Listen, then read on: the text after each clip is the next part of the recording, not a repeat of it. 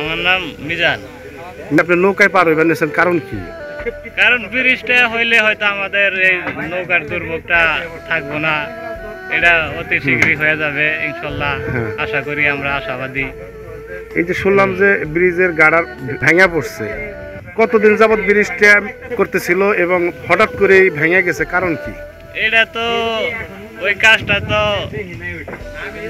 2 বছর ধরে শুরু করছে, কিন্তু কাজটা ভেঙে যায় পড়ছে। এটা তো আরো 6 মাস আগে ওই গার্ডারটা দিছে। হ্যাঁ, 6 মাস আগে গার্ডারটা। তাতে আপনার কি মনে হইতেছে যে এই নিম্নমানের কাজের কারণে এরকম ভেঙে পড়ছে নাকি?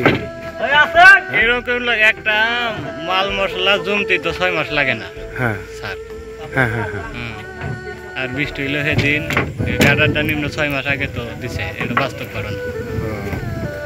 মানে নিম্নমানের সামগ্রী প্রয়োগ করছে বিধায় এই ব্রিজের এই যে ঘাটার পাশে দেখতেছি এটা ভেঙে পড়ছে, এরকম মনে হচ্ছে নাকি? এরকমই মনে হয়, বৃষ্টির কারণে বললে এটা ভুল। পিলারটা করার পরে আপনার ওই মাথায় কাজ করার সময় একটা ছেলে কাজ করার সময় সেফটি ছাড়া কাজ করার সময় পুরো একটা মেরুদণ্ড হাড় ভেঙে গেছে।